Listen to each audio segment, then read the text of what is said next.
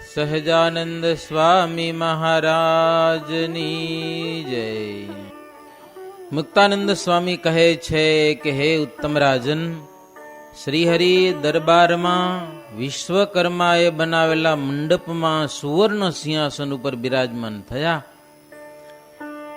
પાસે મુક્તાનંદ સ્વામી બેઠા અને રાજાઓની સખા મંડળી પણ બેઠી.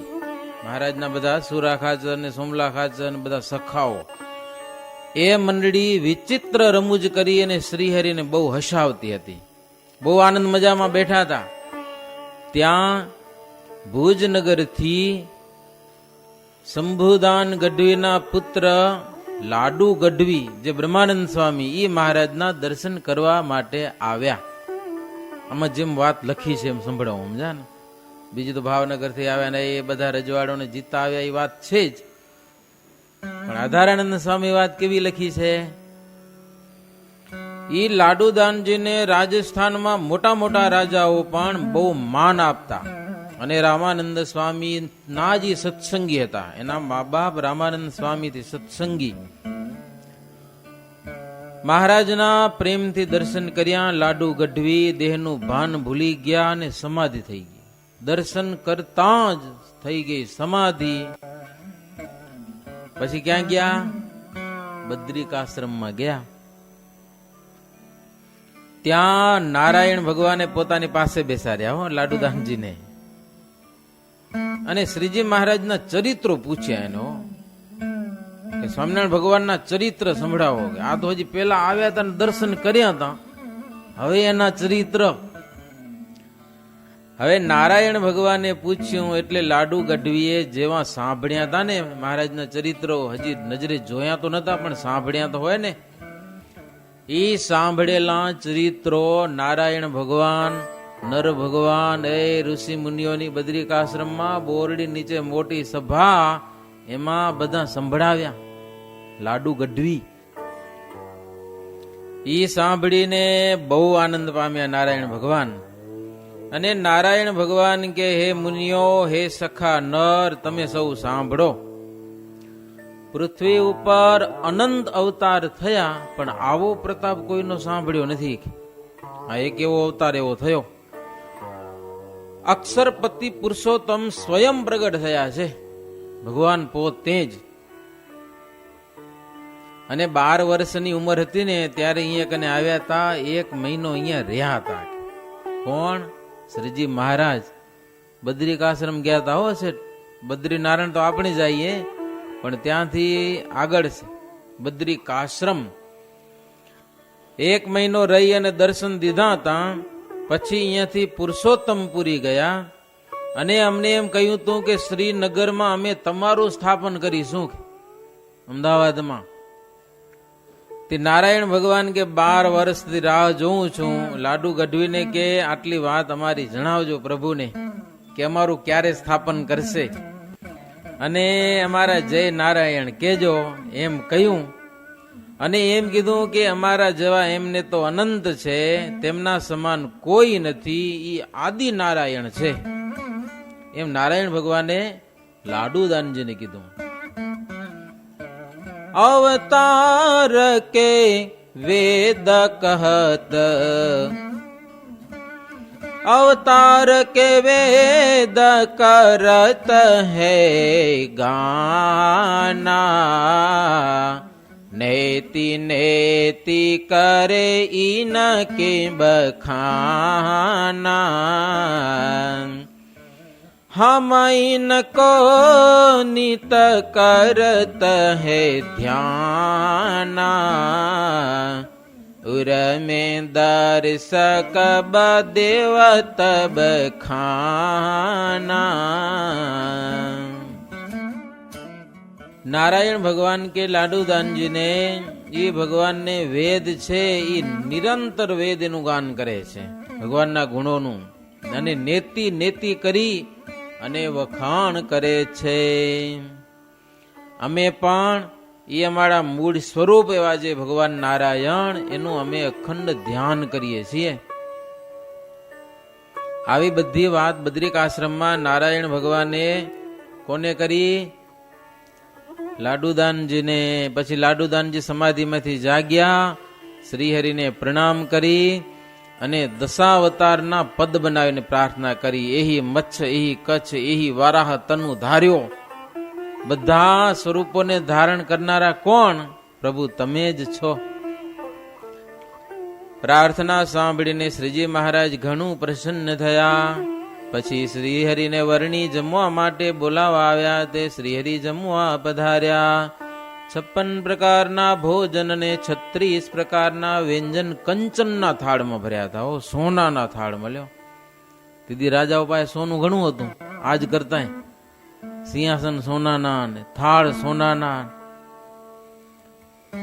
પણ કેટલા 56 ભોજન અને 36 વ્યંજન. આવડો બધો થાળ. મહારાજ વિચારમાં પડી ગયા કે આ બધું, કે આટલું બધું જમવાનું. અભય રાજાનો ભાવ જબરો. પછી મહારાજ બધામાંથી થોડું થોડું જમ્યા. હો, પછી ચડું કરી મુખવાસ લઈ રાજાને થાળ આપ્યો. સંતોને પીરસ્યું. દૂધ, દહીં અને ઘીની રેલમ છેલ કરી ખૂબ જમાડ્યા બધાને. પછી અભય રાજા શ્રીહરિની પૂજા કરી, દૂધથી ચરણ ધોયા, પ્રાર્થના કરી કે પ્રભુ આવા ને આવા મારા હૃદયમાં નિવાસ કરીને રહેજો. આવા ને આવા દાસના દાસમાં મારો નિવાસ થાય એવી કૃપા કરજો. માન મોટાઈ ક્યારે ના આવે, તમારા દાસ ભેળો રહું. પછી સંતોની પૂજા કરી. મુક્તાનંદ સ્વામી કે જીવા ખાચર કરતા અભય રાજાએ લાભ ઘણો લીધો. કે હા, ભાવ જબરો નાનો. અભય રાજાના 2 પત્નીઓ હતા, એક સુરબાઈ અને બીજા સોમાબાઈ, અને 4 પુત્રીઓ હતી એની, જીવુબા, લાડુબા, પાંચુબા અને નાનીબા.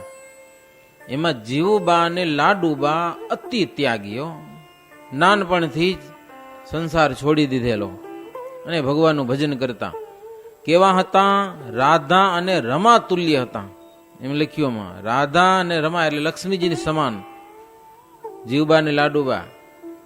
અને શ્રીહરિમાં અતિશય પ્રીતિવાળા. પાંચુબા અને નાનીબા ઈ કેવા હતા? દ્રૌપદીજીની સમાન મહાસતી હતા એ.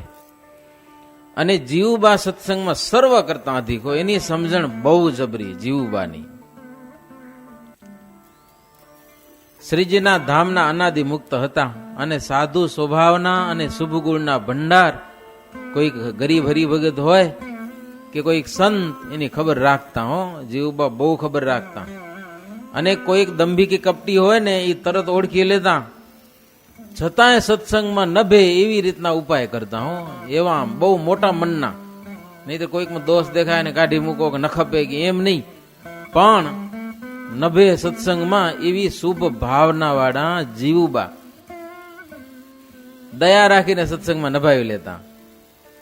બંને ત્યાગી બહેનોમાં ધર્મ જોઈ અને બીજી બાયું કેટલી બધી સત્સંગ પરાયણ થઈ હતી. ઘણા બધા બૈરાઓ ભગવાન પરાયણ. કોકને લગ્ન કરવાના હોય, એના મા બાપ જોરે લગ્ન કરે તો લગ્ન તોડીને સીધા ગઢડે આવે. મા બાપને ઘરે ન જાય તો એને હાંચવા. એવા લગભગ 28 થી 29 બાયું હતા. લ્યો, એ તો મંદિર થોડું હતું, એ તો મંદિર હાંચવે. એ તો પોતાનો દરબાર હતો ને. આટલા માણસોને હાંચવા એટલે વધ્ય ઘટ્યા માણસો આવે ને ભગવાન ભજવા હોય તો અહીંયા આવે દાદા ખાચર હાંચવે, જીવબા ને લાડુબા ને હાંચવે. લો, પોતા ભેડા. સાંખ યોગીના વર્તમાન લઈને બધા ભજન કરે. બધા આખો સત્સંગ પોતાનું ઘર માને એટલું જ સમર્પણ દાદા ખાચરનું, એની 2 બહેનોનું. એમાં એક રાજબાઈ હતા, એ તો મહાત્યાગીઓ, સર્વ કરતા શ્રેષ્ઠ. પુરુષથી 20 હાથ છેટા રહેવાનું નિયમ એનો. વિચારો તમે, પુરુષ કરતા 20 હાથ છેટું રહેવું. આગળ 20 હાથ, આમ 20, વાહે 20 હાથ. કેમ બને? મહારાજ અમદાવાદમાં નરનાળ દેવની સ્થાપના કરી. રાજબાઈની ઈચ્છા થઈ કે મારે દર્શન કરવા છે. મહારાજ કે તમે કેમ દર્શન કરશો? અમદાવાદ શહેરમાં જાઉં એટલે 20 હાથ છેટું કેમ રેવાય ગયો? કેમ શક્ય બને? રસ્તા હાંકડા હોય, દર્શન કરવા કે હારું. તો મહારાજ બધી સગવડ કરી દીધી હો. ગાડા માથે બેસીને આવવાનું. હવે ગાડું હાંકનારો પુરુષ હોય તો કામ ના આવે. એ ખેડૂતના બૈરાને ગાડું હાંકવાનું. મહારાજના પાર્ષદો 20 હાથથી દૂર આગળ ચાલે જાય અને 20 હાથ વાહે હાલ્યા આવે. વચ્ચે કોઈ પુરુષ ના હોવો જોઈએ. આવી સેફટીથી પેલા કાંકરિયા ઉતર્યા. હવે શહેરમાં જાવું એટલે પછી તો રાતના 12 વાગે મહારાજ કીધું હો અમદાવાદ મંદિરના પૂજારીને કે 12 વાગે દરવાજા ખુલ્લા રાખજો, રાજભાઈ દર્શન કરવા આવશે. રાતના 12 વાગે ગામનો ગેટ ખોલાવ્યો અને મંદિરના દરવાજા ખોલાવ્યા અને રાતના 12 વાગે નંદાણ દેવના એને દર્શન કર્યા રાજભાઈઓ. અને દર્શન કરી અને પાછા વળી ગયા સીધા ગઢપુર. આવા નિયમ વાળા. એમ કરતા કરતા પછી ધામમાં ગયા. એની વાતો તો ઘણી બધી છે. ધામમાં ગયા. હવે દાદા ખાચર અગ્નિ સંસ્કાર કરવા ગયા સ્મશાનમાં. તો અગ્નિ લાગે નહીં. અગ્નિને ભય લાગ્યો. પુરુષના નિયમ વાળા છે કે આને અડવું કેમ મારે કે લ્યો મને દોષ લાગે તો અગ્નિ બીવે. વિચાર કરો તમે, એવી મહાસતી અગ્નિ દેવતા એનાથી બીવે. પછી દાદા ખાચર આવ્યા ગોપાળાનંદ સ્વામી પાસે. સ્વામી અગ્નિ લાગતો નથી, શું કરીએ? કે હટી પડ્યા. ગોપાળાનંદ સ્વામી કહે અગ્નિદેવને હાથ જોડીને વિનંતી કરજો કે સતી હતા એ તો ભગવાનના ધામમાં ગયા. આ તો હવે પંચભૂતનું શરીર છે કે એને બાળવામાં તમને કઈ દોષ નથી ગયો. એમ અગ્નિદેવને વિનંતી કરી ત્યારે અગ્નિ લાગ્યો અને અગ્નિ સંસ્કાર થયો એ રાજબાઈનો. હાવ નાના હતા ને પેલા ખબર નાનપણથી હગાઈ થઈ જતી. હગાઈ થઈ જતી કઈ ચૂંદડી આવે સાસરા પક્ષમાં. એટલે એની માએ કીધું કે રાજુ તારી ચૂંદડી આવી. હવે આને લગ્ન કરવાના હતા એટલે એવા ખીજાણા ને એની માને કે બળી તાડી ચૂંદડી કે ગોખલામાં રાખીને તો ભડકો થઈને હળગી ગઈ ચૂંદડી. લ્યો આટલી સામર્થ્ય એમ. તો આ બધા ગઢપુરમાં રહેતા હતા. અભય રાજાના બીજા પત્ની સોમા દેવી અને તેમના પુત્ર ઉત્તમ રાજા એટલે દાદા ખાચર એ સર્વોત્તમ ભક્ત હતા. શ્રી હરિની મરજી પ્રમાણે જ ખાવું પીવું, મહારાજ કે એ પ્રમાણે કરવું, એમાં સંશય નહીં કરવાનો જરાય પણ. એક વાર તો મોટી સભામાં મહારાજ બેઠા હતા. કોઈ હરિભગત આવડું ઓલું કોડું આવે ખબર શું કોઈ પેદકારું. મહારાજ કે દાદા ખાચર આને હાંચવી દો કે હમણાં રાખી દો. પણ ક્યાં? ઘડામાં રાખી દો. ઘડામાં. ઘડાનું મોઢું આટલું, કોડું આવડું. મંડ્યા ઘાલવા માય અંદર પેસે.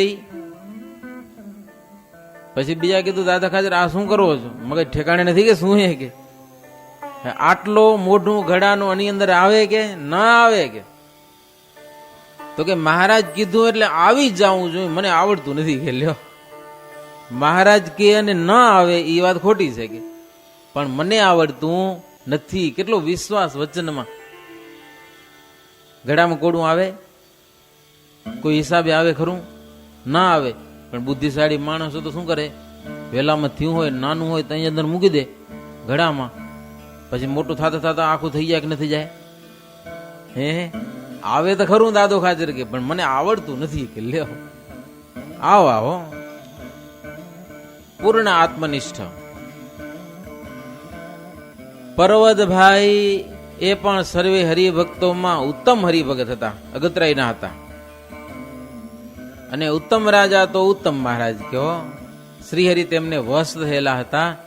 શ્રીહરિ એનું બધું કામકાજ સંભાળી લેતા. દરબારનું કામકાજ બધું. એક વણિક ભક્ત કમળસિંહ એ કોઠારી હતા.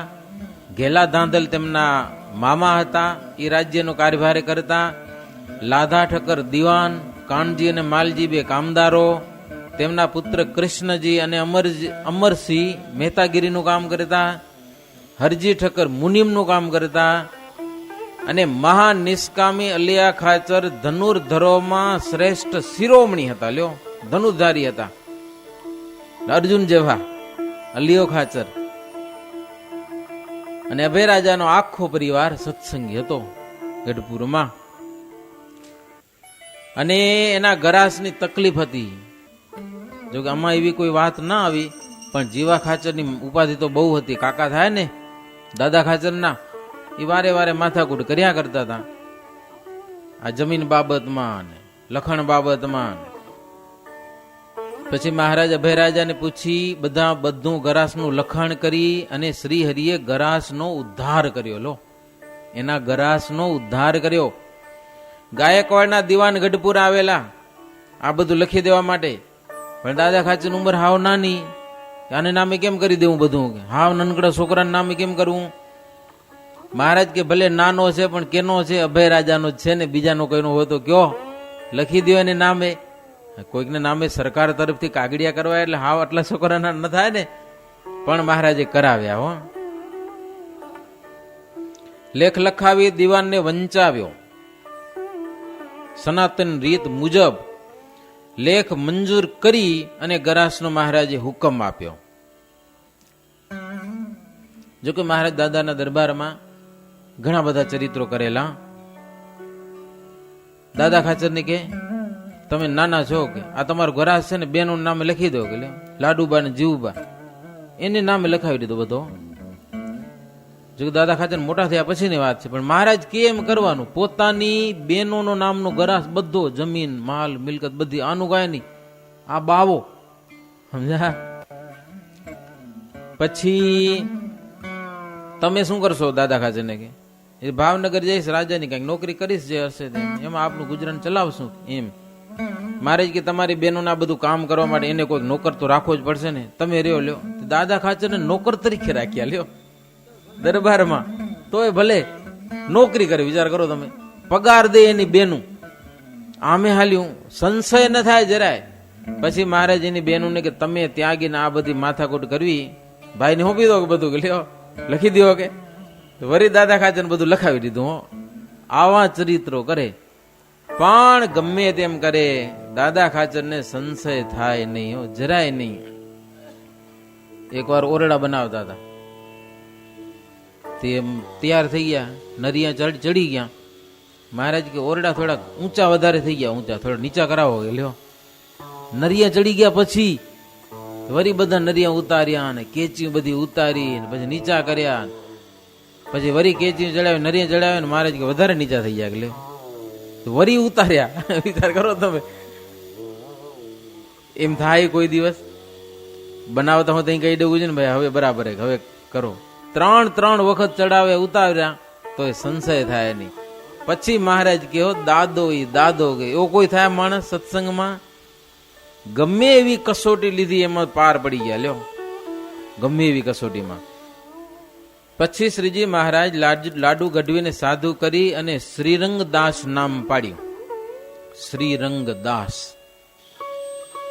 પછી અલિયા ખાચર ને સોમલા ખાચર એ બધા રાજાઓ શ્રીરંગદાસ ને પૂછ્યું, બ્રહ્માનંદ સ્વામીને, કે તમે તો મહાબુદ્ધિશાળી છો અને આવડો બધો ભેખ લઈ લીધો, તમે શું સમજીને ભેખ લઈ લીધો? એમ શ્રીજી મહારાજ તમને તો મોટા મોટા રાજા માને લ્યો, રાજા મહારાજાઓ. વડોદરાના રાજા તરફથી ચેલેન્જ આવી હતી, તમે રાજકવિ તરીકે લ્યો, 25,000 પગાર દઉં કે લ્યો.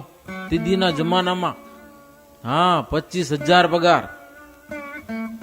બાકી ખર્ચો બધો કદાચ વર્ષનો હશે તોય ઘણો કહેવાય ને, વર્ષનો પગાર હોય તો ખર્ચો બધો એનો, અને 25,000 રોકડા. પણ લાડુદાનજી તો આમ સાધુ થઈ ગયા હતા એટલે પછી કાંઈ નહીં, હો બધી વાત કેન્સલ, હવે કાંઈ વાત જ ન થાય કાંઈ. તો તમે શું પ્રતાપ દેખીને ભેખ લીધો? એમ આ બધા દરબારો પૂછ્યું બ્રહ્માનંદ સ્વામીને. શ્રીરંગદાસ કે મને સર્વોપરી વાત મળી છે, સર્વોપરી. હો, મહારાજના દર્શન કર્યા, મને સમાધિ થઈ, હું બદ્રિક આશ્રમમાં ગયો, ત્યાં નરનારાયણ ભગવાન મને શ્રીજીના ચરિત્રો પૂછ્યા અને બધું મેં કીધું. એ બધી વાત સાંભળી અને નારાયણ ભગવાન મને કે કોઈને પ્રાપ્તિ નથી થઈ ને એવી તમને પ્રાપ્તિ થઈ છે, કોઈને નથી થઈ આજથી પૂર્વે. માટે મને નારાયણ ભગવાન બદ્રિકાશ્રમમાં કે તમે સાધુ થઈને શ્રીજીને પ્રસન્ન કરજો, મહારાજને રાજી કરજો, સાધુ થઈને નહીતર પસ્તાવવું પડશે પછી. કે બ્રહ્માનંદ સ્વામી કે હે રાજાઓ, મને નારાયણ ભગવાને કીધું ત્યારે મેં આ ભેખ લીધો. હા, હું કઈ હાવ નાનકડું છોકરું સમજ્યા વગરનું કઈ નથી. ચિંતામણી હાથમાં આવે અને છોકરાને મહિમા ન હોય તો ફેંકી દે, એવું મારાથી કરાય? હવે આવી પ્રાપ્તિ થઈ, હવે ભૂલ કરાય મારાથી? કે લ્યો, બીજા ગમે તેમ કેતા હોય ને. અને એવી સરસ મજાની વાતો કરી. સામેથી પૂછ્યું ને એટલે તો આ તો ભાઈ ચારણ બોલવામાં બહુ તૈયાર હો. એ કે તમને મહારાજ મળ્યા છતાં તમે સંસારના ગારામાં ખૂચીને પડ્યા હો ગયેલો. મને ઓળખાણ થઈ મહારાજની. હવે કે ગારામાં રહેવાય કે કમસે કમ બહાર તો નીકળ્યા કે ન નીકળ્યા. એવી જોરદાર વાતો કરીને બધા પૂછનારા હતા ને એને સાથ થવાનો હોશ થઈ ગયો. એ બધા આવ્યા મહારાજ પાસે, સુરો ખાચર ને સુમલો ખાચર ને બધા હો. મહારાજ ને આવીને કે મહારાજ અમને લાભ લેવો હોય કે સાધુ થવાનો કે લેવો, અમને સાધુ કરો. બ્રહ્માનંદ સ્વામી વાતું જ એવી કરી ને, બ્રહ્માનંદ સ્વામીની વાતમાં ચોંટ એવી, સમજ્યા.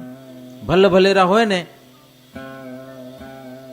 બહુ લાંબી વાત છે. એનો પરિવાર આખો આવ્યો હતો. લાડુદાનજી સાધુ થઈ ગયા ખબર પડી ને, ખાણ ગામથી શંભુદાન ગઢવી, લાલુબા દેવી, એના મામાનો પરિવાર, એ બધા ભેગા થઈને 50 માણસો ગમે તેમ કરી લાડુદાનજીને સમજાવીને પાછા ઘરે લઈ જવાના. બહુ સમજાવ્યા, એના મામો લાલ પીળા થઈ ગયા, પણ બ્રહ્માનંદ સ્વામી એકના બે ન થયા.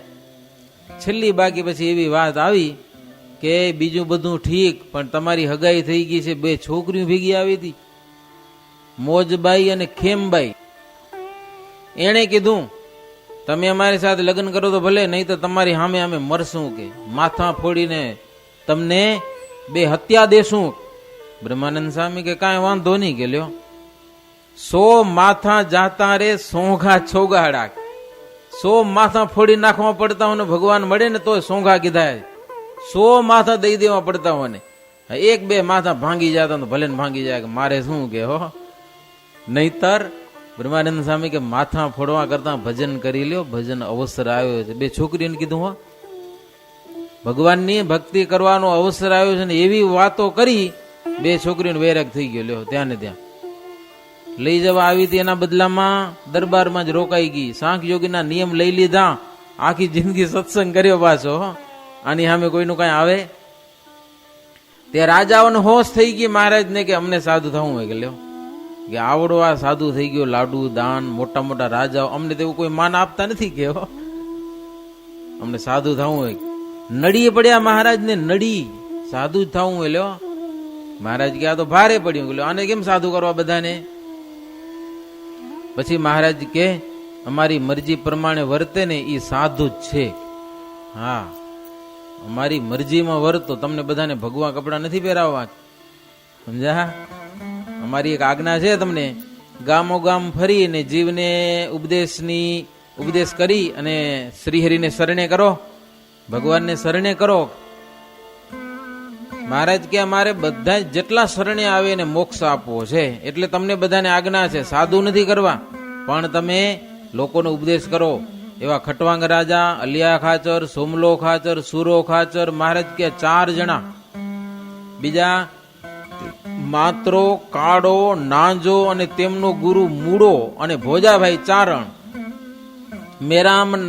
મેરામ નામે કરીને ગુરુ માંજરીઓ, મયારામ ભટ્ટ, પર્વતભાઈ, નાનાભાઈ, ગોકુળદાસ, આ બધા તમે છો ને, તમને જ્યાં ઈચ્છા આવી પ્રમાણે સત્સંગમાં ફરો અને લોકોને ઉપદેશ આપી મુમુક્ષુ જનોને મોક્ષ પરાયણ કરો. જાઓ, સાધુનું ઈ જ કામ છે ને. તમને સાધુ થવું હોય ને આ કરો કે લ્યો, સાધુ થયા વગર આ કરો. મહારાજ કામ સોંપી દીધું અને મહારાજની આજ્ઞા થઈ એટલે બધા ગયા હો. એ ગામો ગામ ફરે ને લોકોની આગળ જેમ સાધુ વાતું કરે, ગામના ચોરામાં સભાઓ ભરે, લોકોને મહારાજના મહિમાની વાતું કરે ને સત્સંગી કરે બધાને. એવું કઈ નથી કે સાધુ હોય સત્સંગી કરે, તમે પણ વાત કરી શકો કે નહીં લોકોની આગળ કે આવો ભગવાનનો મહિમા છે, આવો અવસર છે, આવો યોગ છે, હરિભજવાનું ટાણું આવ્યું છે. કોઈકને ચટકી લાગી જાય ને ભજન કરતો થઈ જાય તો તમને કેટલું પુણ્ય થાય ખબર હે? એક બ્રહ્માંડ ઉદ્ધારવાનું પુણ્ય થાય ને એટલું એક જીવને ભગવાનને માર્ગે વારવાથી પુણ્ય થાય. એક જીવને ભગવાનનો રસ્તો બતાવો તો બ્રહ્માંડ ઉદ્ધારવા જેટલું પુણ્ય થાય છે. ત્યાર પછી શ્રીહરિ તૈયાર થઈ અને ઘેલાની ઉત્તર કિનારે એક શિવનું મંદિર છે, ઘેલા નદીમાં જ છે શિવનું મંદિર. ત્યાં જઈને બેઠા. જીવા ખાચરને પૂછ્યું કે આ મંદિર કોણે બંધાયું છે? શિવાલય. ત્યારે અભય રાજા કે પ્રભુ અમારા દાદા દાના ખાચર એમના 2 પુત્રો ઉનડ અને જીવો, એમાં ઉનડ રાજાને એકે પુત્ર નહીં. એકવાર યોગી વિશ્વંભર એટલે આત્માનંદ સ્વામીના શિષ્ય, વિશ્વંભર એટલે આત્માનંદ સ્વામી, એના શિષ્ય અતીત માનગર ઈ આવેલા અમારે અહીંયા કને. એટલે ઉનડ ખાચર પગમાં પડીને પુત્રની ઈચ્છા દર્શાવી, સંતાન હોય તો સારું. ત્યારે એણે એમ કીધું કે અમારો ગુરુ યોગીન્દ્ર આત્માનંદ સ્વામીના પ્રતાપથી તમને પુત્ર થશે, એનું નામ બાવો રાખજો અને અહીંયા એક શિવાલય બંધાવજો, મહાદેવજીની સ્થાપના કરજો. હવે રાજા કે અમારા દાદાએ એ પ્રમાણે આ શિવાલય બંધાવ્યું છે અને ઈ આત્માનંદ સ્વામીની કૃપાથી આ દીકરો થયો, બાવો એનું નામ. શ્રીહરિ કે તો આ તો જગ્યા બહુ સારી કહેવાય, અમારે બ્રાહ્મણોને દાન કરવા છે. ત્યાં રહીને મહારાજ બ્રાહ્મણોને દાન કર્યા. બ્રાહ્મણોને ઘણા બધાને બોલાવ્યા અને 84 કરવા માટે સીધા આપ્યા મહારાજ. ત્યાં રસોઈ બને નહીં, બ્રાહ્મણો જેટલા આવે ને મહારાજ ખૂબ સીધા આપ્યા. પછી જીવા ખાચર શ્રીજીના પગમાં પડ્યા કે હે હરે, હવે અમે તમને છોડીશું નહીં. હેત થઈ ગયું બહુ મહારાજમાં, અમને તમે સાથે લ્યો. શ્રીજી કહે અમે અખંડ ગઢપુરમાં રહીશું. બસ ગઢપુર, ગઢડું મારું ને હું ગઢડાનો, તે કદી નથી મટવાનો. વરદાન આપી દીધું એબલ ખાચર ને જીવા ખાચર ને, તમે નિર્ભય રહેજો, તમને કોઈ પ્રકારનું દુઃખ આવશે નહીં. હરિજનનું દુઃખ આવે, અમને આવે એવું વરદાન તો અમે ગુરુ રામાનંદ સ્વામી પાસેથી માગ્યું છે. ભગવાનના ભક્તોના દુઃખ એટલે આ ઉદ્ધવ સંપ્રદાયના અનુયાયીના દુઃખ અમને આવે મહારાજ કે એવું તમે ગુરુ પાસેથી વરદાન માગ્યું છે, અને ગુરુએ અમને વરદાન આપ્યું છે મહારાજ. સત્સંગી કહાવત જેતે તિनको दुख ही होवे ते सो दुख सब ही हमकू दीना सत्संगी को उगारही લીના. જે દુઃખ હોય અમને આવે પણ સત્સંગીને ઉગારી લેવાના. સ્વામી દિને વરતબ મોઈ તેહી કર તુમાના દુખી હોઈ. જબ જન છોડે સતસંગા તિન સે હમ હોએ અસંગા. જો સત્સંગ છોડી દો તો અમારા ઉપર જવાબદારી નહીં, બાકી સત્સંગ કરો તો દુઃખ ના આવે. એમ રામાનંદ સ્વામી અમને વરદાન આપ્યું છે, જો સત્સંગ છોડશો તો દુઃખ આવશે, માટે સત્સંગ શિર સાટે રાખજો. એમ શ્રીહરિ વર દઈ અને પછી ત્યાંથી ચાલતા થઈ ગયા. હો, વિદાય લીધી ગઢડામાંથી. અડતાલા ગામ થઈ અને શ્રીહરિ લાખણકા ગામ પધાર્યા છે. ત્યાંના ભક્તજનો સામૈયો કરેલું છે. વાજતે ગાજતે શ્રીહરિને પુરમાં પધરાવ્યા. સરસ મજાની રસોઈઓ બનાવી. શ્રીહરિને ભાવથી દૂધ પાક, બીરંજ, કંસાર વગેરે જમાડ્યા. શ્રીહરિ સંતોને પણ જમાડ્યા. પછી શ્રીહરિને દર્શને બધા આવ્યા. હો, મહારાજની પૂજા કરી. ગોવાડિયા હતા કેટલાક, એ દર્શન કરવા આવ્યા. ગોવાડિયા ત્યાંના શ્રીજી મહારાજે બધા ગોવાડોની આગળ અહિંસાની વાત કરી. કદાચ હિંસા કરતા હોય, અહિંસાની વાત કરી. ત્યારે એ બધા બોલ્યા કે હે પ્રભુ, કેટલાક પંડિતો રામાયણ અને મહાભારત વાંચીને કથા કરે છે અને એમ કહે છે કે રામચંદ્ર જેવો કોઈ અવતાર નથી, પણ તેમને હિંસા તો કરી હતી. કે રામચંદ્રજી ભગવાને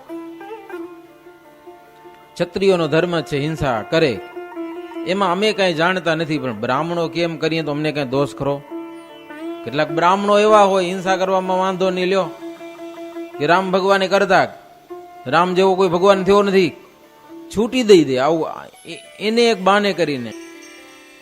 તો બ્રાહ્મણો કે એમ કરીએ તો પાપ કોને માથે? પાપ કોની ઉપર? કોઈક જન્મ અંધ હોય એને કોઈક અવડે માર્ગે દોરે, ખાડામાં નાખે, તો દુઃખ કોને માટે અને દોષ કોને માટે એવું ભરવાડ આ બધા ગોવાળિયાએ પૂછ્યું મહારાજને. મહારાજ કે જુઓ, આંધળાને અવડે માર્ગે કોઈક વાળે તો પેલું દુઃખ તો આંધળાને આવે. ખાડામાં કોણ પડે? ઓલ્યો તો ના જ પડે ને. પેલું દુઃખ કોને આવે? આંધળો છે એને જ આવવાનું ને. દોષ નથી બિચારાનો, પણ દુઃખ તો આવશે ને. ખાડામાં નાખ્યો હતી, પાછળ જે ઓલ્યો અન્યાય કર્યો ને ખાડામાં નાખ્યો, દોષ ને લાગશે નાખનાર ને, બાકી દુઃખ તો આને આવશે. એટલે તમે એમ કહો કે બ્રાહ્મણો કેમ એમ કર્યું, તમને વાંધો નહીં હિંસા કરવામાં, તો ખાડામાં તમે જ પડશો કે હો. બેને દોષ લાગે, પાપ તો લાગે જ ને. પછી મહારાજ કે અંધપણું એટલે નાસ્તિકતા. ભગવાનને ન માનવા, ધર્મને ન માનવો, એ નાસ્તિક બુદ્ધિ છે, એ આંધળો કહેવાય. અને એ પાપ કર્મથી આવે છે એવી નાસ્તિકતા. આસ્તિક જનો છે એ લેશ માત્ર શાસ્ત્ર લોપતા નથી, અને નાસ્તિક છે એ કઈ પાડતા નથી.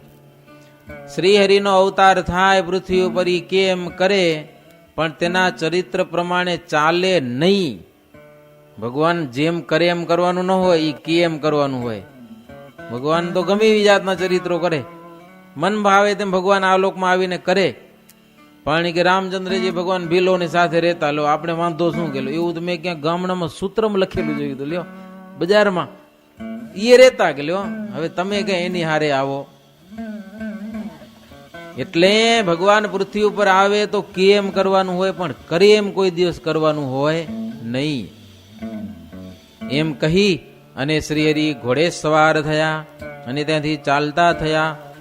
ઇંગોરાલા નામે કરીને ગામ, ત્યાં શ્રી હરિ પધાર્યા. હે વાજતે ગાજતે મહારાજ ગામને વિશે પધાર્યા. રસોઈ બનાવી સરસ મજાની. શ્રીજી મહારાજ પધાર્યા એટલે ગામજનોના એ બધાના દુઃખ દૂર થઈ ગયા, આનંદ આનંદ થઈ ગયો, બધા લોકો સુખી થઈ ગયા. ગામના ધણી લુણા ખાચર મહારાજને ભાલમાં કેસર ચંદન ચર્ચી અને ચાંદલો કર્યો, દૂધથી ચરણ ધોયા, મહારાજની આરતી ઉતારી. આ મંતરમાં ટાઢું ટાઢું થઈ ગયું. મુક્તાનંદ સ્વામી કે ઉત્તમ રાજન, એ ગામ ધણીએ ગુરુ કરેલો, ગુરુ બાવાને ગમે ગુરુ બનાવેલો, પણ ગુરુમાં અધર્મ જોઈ એનું દિલ તપી ગયું હતું. કે ગુરુમાં અધર્મ જોઈને દિલ તપી ગયું હતું, સંતોષ થતો નતો. આજે મહારાજ ગામમાં આવ્યા અને શ્રીજી મહારાજનો આશ્રય કર્યો, ત્યારે એને દિલમાં શાંતિ થઈ ગઈ. હવે સાચા ગુરુ મળ્યા. પછી તો મહારાજનું ને સંતોનું પૂજન કર્યું, વસ્ત્ર ઓઢાડ્યા, બધી પૂજા થઈ.